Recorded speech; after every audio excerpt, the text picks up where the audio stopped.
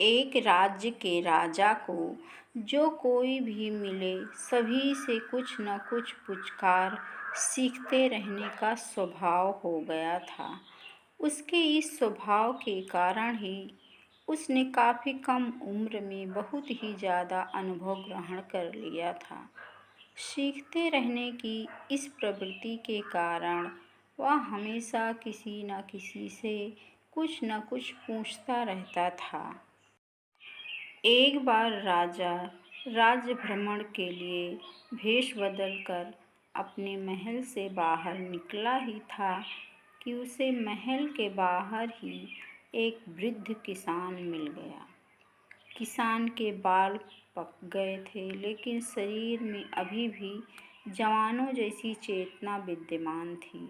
किसान की चेतना का रहस्य जानने और पूछने की अपनी प्रवृत्ति के फलस्वरूप उसने वृद्ध से पूछा, महानुभाव, आपकी आयु कितनी होगी? वृद्ध ने राजा को मुस्कान भरी दृष्टि से देखा और बोला, कुल 4 वर्ष। राजा किसान की बात सुनकर मुस्कुरा दिया।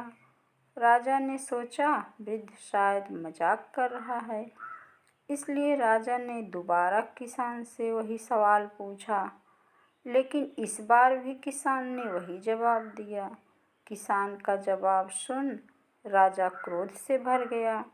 एक बार तो विचार आया कि वृद्ध किसान को बता दिया जाए कि वह कोई आम आदमी नहीं, वरन वेश बदलकर आया हुआ इस राज्य का राजा है।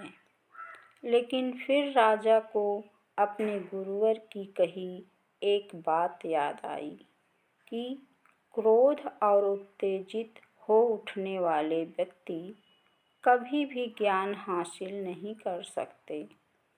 यह सोचकर राजा का क्रोध वहीं शांत हो गया। अब राजा ने नए सिरे से पूछा, पितामह, आपके बाल पक गए हैं, आप लाठी लेकर चल रहे हैं, शरीर में झुर्रियाँ पड़ गई हैं।